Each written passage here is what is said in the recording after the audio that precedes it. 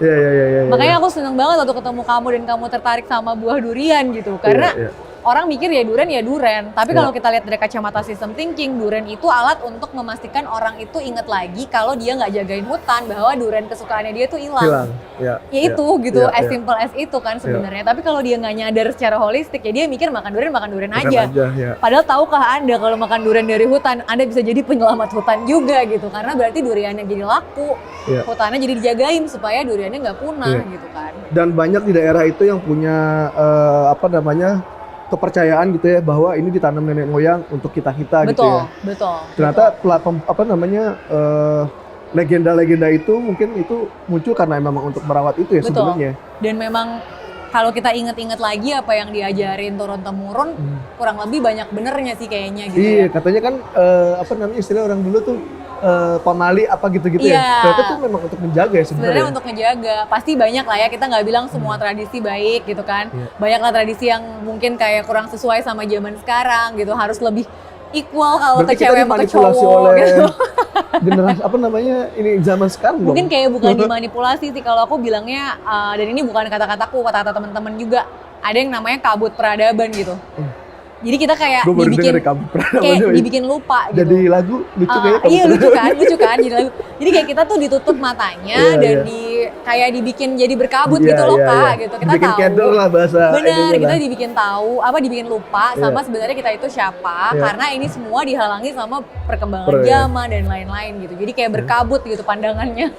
Gila, dan itu makanya banyak orang luar pun ke Indonesia, justru datangnya ke Indonesia ya. Bener. Mereka belajar. Risetnya tuh di Indonesia, dan itu beneran secara data gitu ditunjukkan banyak banget orang ngobrolin soal local wisdom dan lain-lain, itu researcher luar. Ketimbang researcher kita gitu, ilmu etnobotani misalnya gitu kan, kemarin bareng kita ke Sulteng gitu ya. Ternyata salah satu yang paling advance di sisi etnobotani, bioekonomi, itu adalah salah satu fakultas di Universitas Tadulako di Sulawesi Tengah. Tapi profesornya sendiri bilang kan dia diundang nih, kita tanda tangan MOU buat eksplorasi gimana caranya LTKL sama Tadulako bisa dorong lebih banyak nih di isu ini. Terus dia bilang gitu kayak, dan itu kan acaranya tuh acara investment dan bisnis kan. Betul. Dia bilang, ini baru pertama kali saya dikasih tempat di obrolan seperti ini. Biasanya kita di researcher aja akademik gitu. Tapi kita nggak pernah dilibatkan di pembicaraan bahwa ini tuh bagian dari masa depan, masa kini dan masa depan, dan bisa jadi keunggulannya Indonesia. Kalau keanekaragaman hayatinya dipahami, local wisdomnya dipahami, karena etnobotani kan nyocok-nyocokin kan. Tanaman apa dipakai buat obat apa. Itu kan sebenarnya bioteknologi kan ngomonginnya itu gitu sebenarnya. Kalau itu dijadikan sebagai salah satu kekuatannya Indonesia, kita nggak harus lagi primitif gitu, yang kesannya ngeruk doang bisanya gitu yang kan. Itu kan benar-benar kayak primitif as in ya benar-benar literally ngambil apa yang ada di bumi, dikeruk, selesai. Gitu kan. Padahal kita bisa memanfaatkan ilmu yang kita punya untuk melihat apa yang ada di bumi, dipakai menjadi nilai tambah yang benar-benar banyak banget, tapi dipelihara supaya dia selalu ada. Sustainability-nya juga dipikirin gitu ya. Nah, sebenarnya isu sustainability ini populer tuh sejak apa sih gitu? Artinya kayaknya tiba-tiba yang gua rasakan mendadak sustainability gitu ya. Semua orang ngomong sustainability, fashion ngomongin sustainability. Iya lagi, kenapa sih nih? Kenapa sih? Dan banyak banget yang menurutku jadinya kayak cuma kosmetik doang gitu, memanfaatkan isu ini gitu. Dan kayaknya sayang banget ya kalau cuma jadi kosmetik doang gitu. Tapi ini dilematis juga sih Kak, karena mungkin aku yang cewek langsung ketahuan umur banget ya. Maksudnya tuh kayak udah mau kayak, ya tapi maksudnya tuh kayak udah mau 20 tahun kan, kayak di bidang ya bahasanya sekarang sustainability ya. Kalau dari dulu sih aku bilangnya ya udah itu cari muka tadi itu aja ya. Itu dulu gitu kalau aku inget misalnya kayak 10 tahun, 15 tahun yang lalu, I would be very happy untuk melihat isu-isu yang aku waktu itu sangat pedulikan itu diomongin sama teman-teman player besar gitu. Karena dulu tuh ini sangat niche gitu. Kayak nggak ada nih yang ngomongin kayak lah Idea Fest tiba-tiba pembicara sustainability-nya ada kayak 27 orang gitu, kayak nggak kebayang sama sekali. Akan sangat happy gitu kalau aku ngebayangin dulu tuh kita bikin campaign Hutan Itu Indonesia kan supaya semua orang ngomongin hutan kan sebenarnya.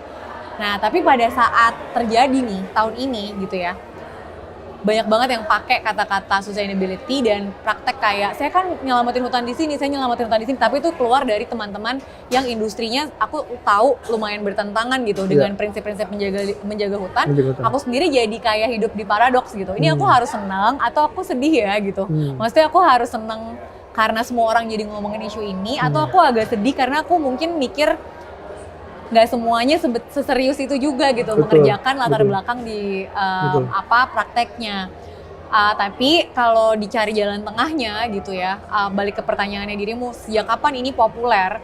Sejujurnya aku ngerasanya ini isu yang emang udah saatnya aja gitu, karena kayak gejolaknya tuh udah lama banget nih diomongin sama banyak orang, tapi kayak nggak pecah-pecah gitu. Kayak bisul aja gitu ya. Dan kayak 2 tahun belakangan ini kayaknya udah saatnya pecah emang. Dan artinya momen dimana aku sadar itu emang udah saatnya pecah, industri besar menggunakan narasi ini untuk campaign marketingnya dia gitu. Ya, itu tuh kan itu udah sinyal. Kan? Tapi itu udah sinyal bahwa ini jadi isu besar. Itu jadi isu besar. Kalau kita lihat dari urut kacang gitu ya, pertama kali perusahaan-perusahaan di sektor yang lumayan besar kayak sawit gitu misalnya, mulai ngomongin sustainability itu gara-gara campaign organisasi lingkungan juga kan gitu, yang akhirnya membuat mereka bikin ya mungkin membangun kesadaran mereka juga bahwa oh ya kita harus lebih bertanggung jawab nih secara rantai pasok, kita harus no deforestation, no pit, no exploitation gitu. Itu jadi kata-kata yang dipakai sama semua player-player sawit yang besar. Itu di 2013, 2014 mungkin ya. Nah tapi tuh jadinya mirip gitu sama apa yang terjadi sekarang di perusahaan ekstraktif, di perusahaan FMCG, semua banyak yang menggunakan isu itu untuk marketing campaign-nya dia. Bagus atau nggak bagus, yang penting udah diomongin kalau menurutku. Jadi setidaknya itu sudah akhirnya ada. Jadi urgensi bersama gitu ya. Betul, dan semakin banyak itu diomongin secara publik, maka semestinya kita juga makin punya banyak peluang untuk menagih ini sebenarnya serius atau enggak. Karena kalau kita juga kayak kritik dari luar doang gitu ya, nggak berusaha cari tahu yang sebenarnya mereka lakukan itu apa, jadinya kita kayak echo chamber sendiri juga gitu. Sekalian aja, karena mereka udah ngomongin besar di luar, sekalian aja kita tanya rencananya apa, goalnya seperti apa, targetnya kayak gimana, progresnya kayak gimana. Sebagai pengguna, konsumen, apalagi gitu ya, kita berhak gitu untuk bilang, oke, karena kamu bilang misalnya baju kamu itu 100% recyclable, boleh nggak dijelasin programnya itu kayak gimana, boleh nggak ditaruh di website supaya kita bisa download gitu. Hal-hal seperti itu yang menurut aku udah naik level nih kita. Kalau dulu kita masih berusaha menembuskan isunya ke permukaan, sekarang udah tembus ke permukaan, sekarang kita naik level untuk cerita kalau udah naik ke dalam kampanyenya mereka, implementasinya kayak gimana gitu. Jadi terutama si user-usernya kan, betul. Gimana untuk implementasinya. Karena kita semuanya berhak gitu ya, kalau misalnya sebagai konsumen kita punya hak untuk itu, sebagai masyarakat sipil kita berhak juga dilindungi sama pemerintah untuk tahu yang kita masukin ke badan kita tuh kayak gimana gitu. Jadi ya itu naik kelas, artinya kita juga jadi konsumen, jadi orang yang menginvestasikan uang gitu ya, karena kan banyak banget terkait sama lembaga keuangan, sama pilihan investasi gitu. Itu kita juga jadi harus mengedukasi diri kita sendiri juga kan, untuk ngebedain mana brand-brand yang masih kita percaya, mana brand-brand yang sebetulnya kita tahu ini kayaknya nggak serius dan mereka cuma marketing aja. Dan itu butuh pengetahuan yang next level. Sebenarnya kalau aku cara simpelnya ada 3 layer gitu ya menurutku. Company yang memang menggunakan kampanye itu, sustainability, itu betul-betul memasukkan itu ke dalam rencana besar company-nya atau tidak. Let's say kalau suatu perusahaan tambang bilang bahwa dia bergerak ke arah sustainability, berarti nggak cukup dia bikin satu perusahaan yang sifatnya adalah diversifikasi ke renewable energy. Tapi dia harus menunjukkan juga company dia yang memang ekstraktif itu ada rencana divestasi untuk decline gitu ya. Maksudnya untuk declining operation, untuk memperbaiki apa yang sudah rusak. Jadi harus berimbang. Kalau dia cuma ambil satu sisi aja yang adalah ya udah gue bikin perusahaan baru yang renewable energy, ya itu mah diversifikasi usaha aja gitu sebenarnya. Dan itu banyak yang melakukan itu. Betul, jadi ya tinggal dilihat aja lah, kita lihat aja gitu. Dan bukan berarti menurutku makanya kayak cancel culture nih aku agak-agak takut juga nih, karena kayak begitu salah sekali langsung di-cut gitu kan.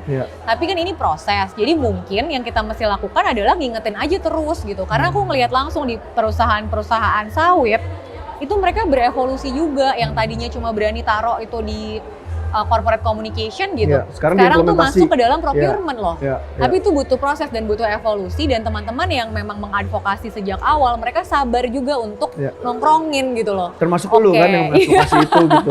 Tapi kan gila, energinya luar biasa banget. Mengadvokasi itu capek kan loh. anaknya ini kan, aku kan Santai-santai anaknya mild, aja aku kan ya. anaknya mild, teman-teman yang benar-benar ngawal di lapangan gitu ya. Mereka tuh legowo dan benar-benar sabar loh untuk nungguin kayak tahun ini kita targetnya mereka masukin dulu targetnya gitu. Habis itu tahun depan kita lihat nih targetnya ada progres apa enggak. Tahun depannya lagi kita lihat apakah mereka graduate dari target doang jadi full implementation ke suppliernya. Itu kan harus ditagih terus gitu. Nah itu aku mah nggak sabar gitu menunggu momen dimana kita sebagai rakyat jelata gitu ya. Kita tuh ada di momen dimana kita bareng-bareng bersuara, this is the type of company we wanna support, this is the type of product we wanna use, this is the type of company I wanna work in gitu.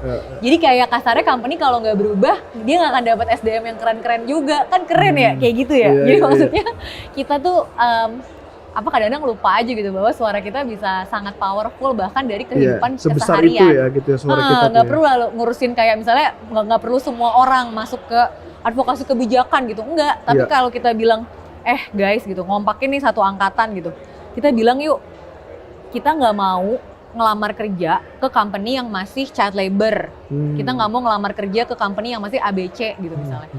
Itu juga kan ketar-ketir ya job market gitu menurutku ya. Karena kan pasti itu powerful juga buat company untuk retain talent-talent yang bagus.